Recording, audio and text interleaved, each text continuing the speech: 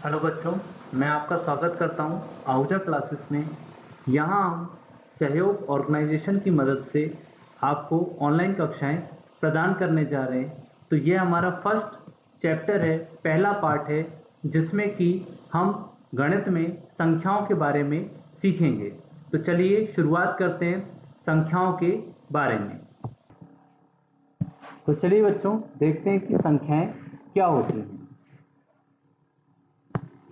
गणित में या सामान्य भाषा में भी अगर अपन बात करें तो हम संख्याओं में अपने दैनिक जीवन में हम देखते हैं कि संख्याओं का एक बहुत ही महत्वपूर्ण रोल है।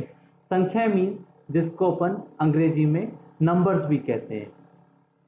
सामान्यतया जो संख्याएं अपन यूज करते हैं डेली या दैनिक जीवन में उपयोग करते हैं वो कैसी हैं? 1, 2, 3, 4, 5, 6, 7, 8, 9 और एक और संख्या जिसको अपन क्या कहते हैं? शून्य कहते हैं। तो इन संख्याओं के बारे में अपन परिचित हैं, जिसमें अपन गिनती कर सकते हैं, काउंटिंग कर सकते हैं। तो यहाँ पर मैं वास्तव में आपको संख्याओं के बारे में बताने जा रहा हूँ कि क्या केवल संख्याएं इतनी ही होती हैं या इसके अलावा भी संख्याओं के कई प्रकार हो सकते हैं। तो देखते हैं संख्याएं क्या होती हैं। संख्याएं वास्तव में गिनती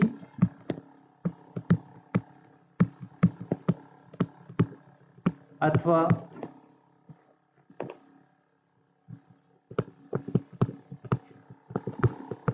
वस्तुओं की गणना हेतु चिन्हात्मक प्रतीक होती। तो अब ये संख्याएं वास्तव में मैं आपको बताने जा रहा हूँ ये संख्याएं आखिर कितने प्रकार की होती हैं। जैसे कि दुनिया होती है, एक वास्तविक दुनिया और दूसरी काल्पनिक दुनिया। बिल्कुल इसी प्रकार से संख्याएं भी दो प्रकार की होती हैं। पहला टाइप है या पहला प्रकार है वास्तविक संख्याएं एवं दूसरा प्रकार है काल्पनिक संख्याएं।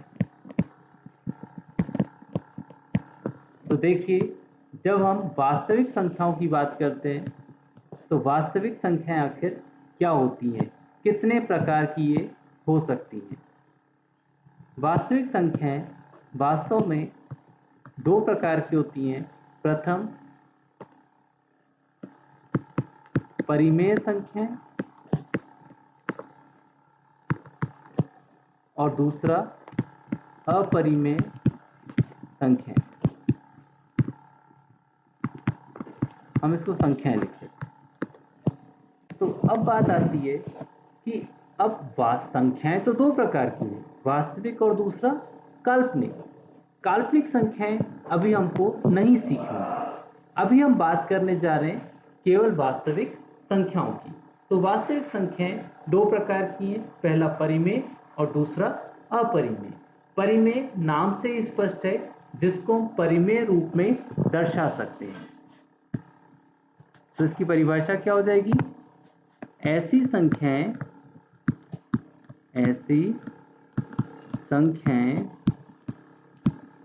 जिन्हें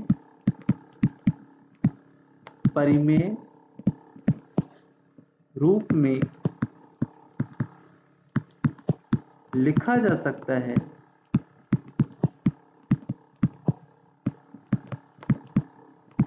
परिमेय संख्याएं कहलाती हैं। अब यहाँ पर अपन ने एक शब्द देखा, परिमेय रूप। परिमेय रूप का मतलब है कि हम इनको P/Q के रूप में लिख सकते हैं। परिमेय रूप क्या होता है? ये होता है P/Q का रूप, जहाँ पर Q का मान शून्य नहीं होना चाहिए। जैसे कि उदाहरण के तौर पर हम लिख सकते हैं 2/3, 4/5, 6/5 एवं कई अन्य संख्याएं ऐसी हो सकती हैं। और जो सामान्य नंबर या सामान्य संख्याएं अपन उपयोग में लाते हैं 2, 3, 4, 5, ये सब भी कैसी हैं? परिमेय संख्याएं, क्योंकि इनके बटे में कुछ नहीं अर्थात इनके बटे में 1 है। क्लियर है? तो अब परिमेय संख्याएं हमको समझ में आ गई कि क्या होती हैं। ऐसी संख्याएं जिन्हें परिमेय रूप में लिख सकते हैं उन्हें हम परिमेय संख्या कहते हैं। अब देखें, अब दूसरे रूप की बात कर रहे हैं अपरिमेय संख्याओं की। अब ये अपरिमेय संख्या क्या होती है? पुनः इनके नाम से ही स्पष्ट है कि ऐसी संख्याएं जिनको परिमेय रूप में नहीं लिखा जा सकता उन्हें हम अपरिमेय संख्या कहेंगे। ऐसी संख्याएं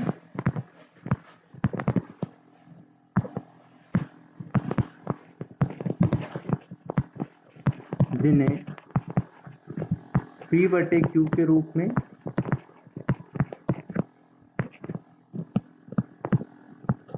अर्थात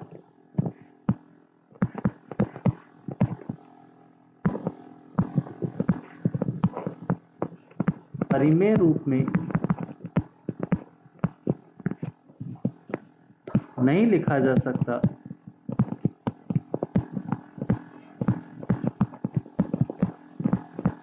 उन्हें अपरिमेय संख्या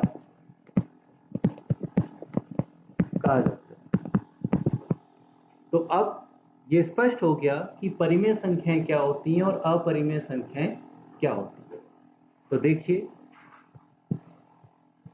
अब इनकी एक गुण की बात करते हैं जो बहुत ही महत्वपूर्ण गुण है। जो परिमेय संख्याएं होती हैं उनके अगर हम गुण की बात करें, अगर हम गुणों की बात करें तो परिमेय संख्या का एक विशेष गुण होता है जो दशमलव रूप होता है। दशमलव रूप किसका? परिमेय संख्याओं का। या तो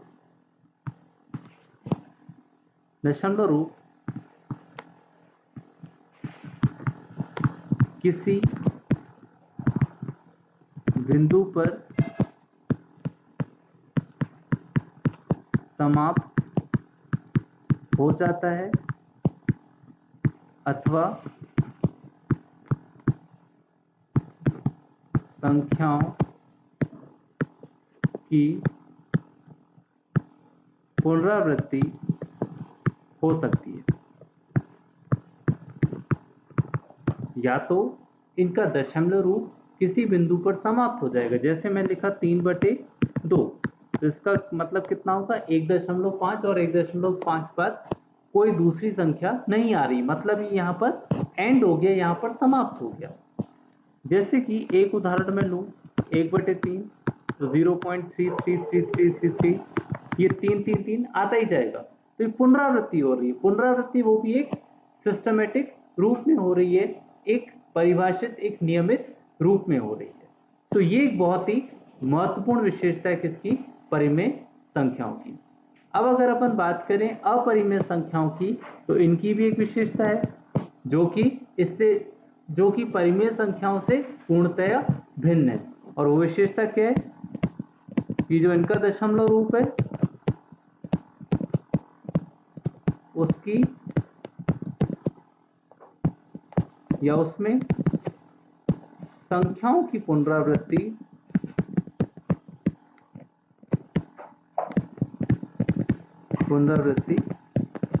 अनिश्चित रूप से होती है, पूर्णतया अनिश्चित रूप से होती है। अब देखिए,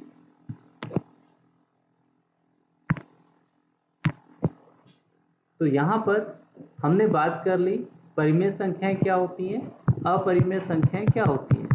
तो कुछ उदाहरण अपरिमेय संख्याओं के भी देख लेते हैं, जैसे कि करणी 2 जिसका मान 1.141, 2, 8, 5, 7, 1, 2, 4 नंबर आ रहे हैं, संख्याएं आ रही हैं, लेकिन किसी भी निश्चित रूप में नहीं आ रही हैं, पूर्णतया अनिश्चित रूप से अनंत तक चलती जा रही हैं।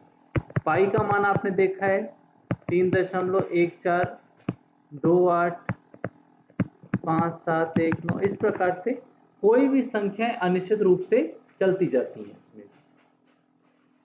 तो अब देखें, तो अपरिमेय संख्याएं केवल इतनी हैं। अपन परिमेय संख्याओं के बारे में बात कर रहे हैं। परिमेय संख्याओं को अंग्रेजी में कहा जाता है रैशनल नंबर्स, रैशनल नंबर्स। और इस कारण की वजह से इनको हम कैपिटल आर से दर्शाते हैं। अब अगर हम परिमेय संख्याओं के बारे में बात करें कि अब ये परिमेय संख्याएं आखिर कितने प्रकार की हो सकती हैं। जो परिमेय संख्याएं होती हैं इनके कुछ अलग अलग रूप होते हैं, अलग अलग प्रकार होते हैं। परिमेय संख्याओं को हम दो प्रकार में बांट सकते हैं। पहला पूर्ण संख्या, यानी जिनको हम पूर्णांक कहते हैं, और दूसरा दशमलव रूप भी इनका हो सकता है। तो देखें, पूर्ण संख्या या पूर्णांकों की बात करते हैं तो इनको हम z से दर्शाते हैं।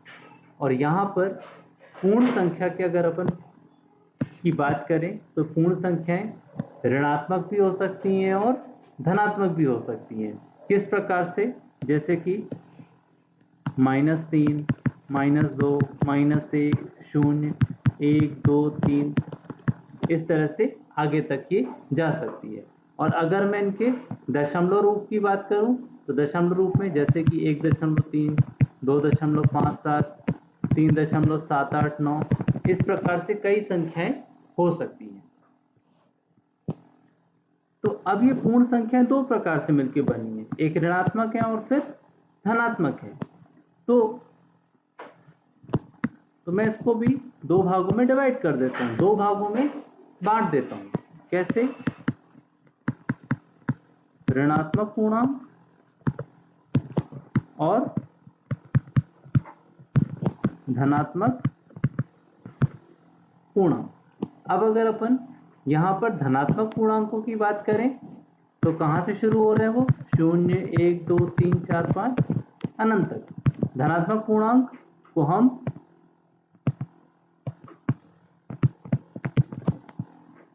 संपूर्ण संख्याएं भी कह सकते हैं। तो यहाँ पर मैं इसको पूर्ण संख्या कंफ्यूजन ना हो इस वजह से मैं यहाँ पर इसको केवल पूर्णांक बस लिखता हूँ। और यहाँ हम बोल सकते हैं पूर्ण संख्याएं जो कहाँ से शुरू हो रही हैं? 0 से। इनको हम अंग्रेजी में बोलते हैं होल नंबर। और इस वजह से इसे हम कैपिटल W से दर्शा सकते हैं।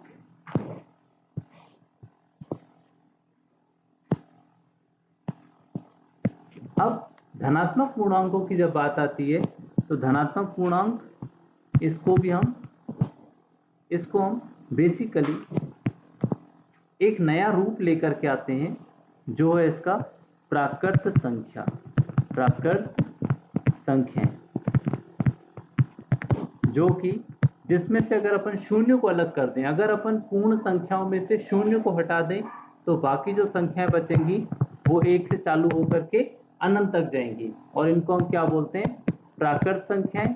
अंग्रेजी में कहते हैं नेचुरल नंबर्स। और इस वजह से या इस कारण हम इन्हें कैपिटल N से दर्शाते हैं। तो देखें, यहाँ पर हमने सबसे पहले क्या देखा? संख्याओं के अलग अलग प्रकार देखे। संख्याएं दो प्रकार की देखी, वास्तविक और दूसरा काल्पनिक। काल्पनिक संख्याएं हमारे काम की नहीं है अभी। वास्तविक संख्याओं में बात की अपन ने, पहला परिमेय संख्याएं, दूसरा अपरिमेय।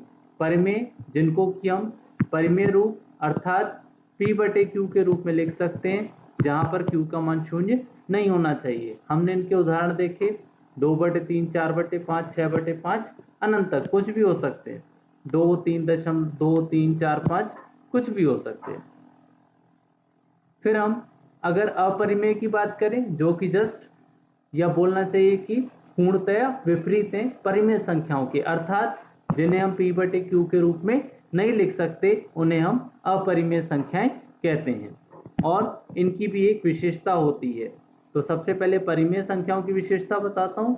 परिमेय संख्याओं की विशेषता क्या देखी अपन ने कि जिनमें या तो किसी बिंदु पर उनका दशमलव रूप समाप्त हो जाएगा अथवा उसकी पुनरावृत्ति होती रहेगी। जैसे कि 3/2 खत्म हो गया, 1.5 5 पर आके रुक गया, और 1/3 जिसमें 0.3333 की बार बार पुनरावृत्ति हो रही है। और यदि हम अपरिमेय संख्याओं की बात करें तो उसमें इसी प्रकार से जैसे कि √2 है या करणी 2 है, तो इसमें संख्याएं रिपीट, उनकी पुनरावृत्ति तो हो सकती है लेकिन उनका एक निश्चित पैटर्न, एक निश्चित रूप नहीं होगा।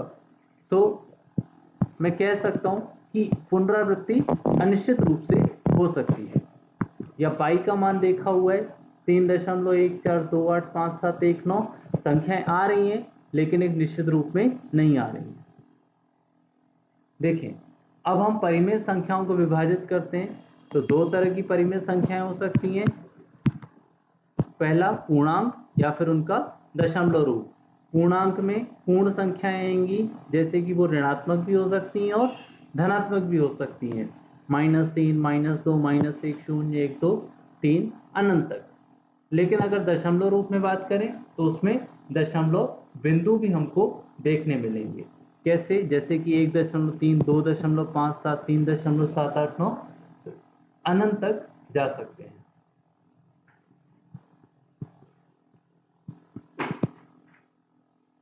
पूर्णांक दो तरह के होते हैं, ऋणात्मक पूर्णांक और दूसरा धनात्मक पूर्णांक। यदि हम धनात्मक पूर्णांकों की बात करते हैं, धनात्मक पूर्णांक शुरू होते हैं 0, 1, 2, 3 और इन्हें हम पूर्ण संख्या भी कहते हैं क्योंकि इन्हें अंग्रेजी में होल नंबर्स कहा जाता है। अब धनात्मक पूर्णांकों में एक और विभाजन करता हूं जिसको हम क्या बोलते हैं, प्राकृत संख्याएं, नेचुरल नंबर, जो कि 1 से शुरू होते हैं। अब ये प्राकृत संख्याओं को अपन अलग अलग रूप में विभाजित कर सकते हैं।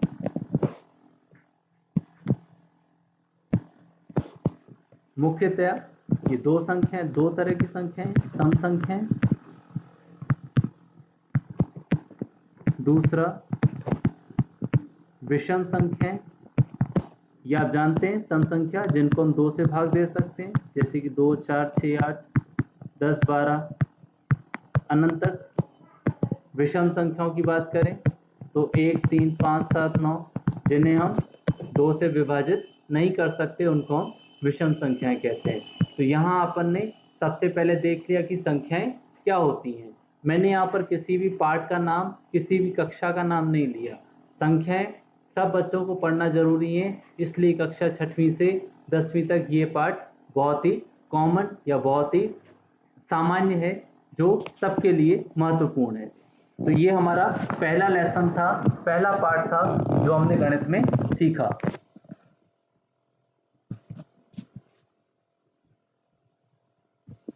धन्यवाद। आने वाली कक्षाओं में हम और गणित के पाठों के बारे में अध्ययन करेंगे जो कि विशेषतः किसी निश्चित कक्षा के लिए निर्धारित होंगे। धन्यवाद।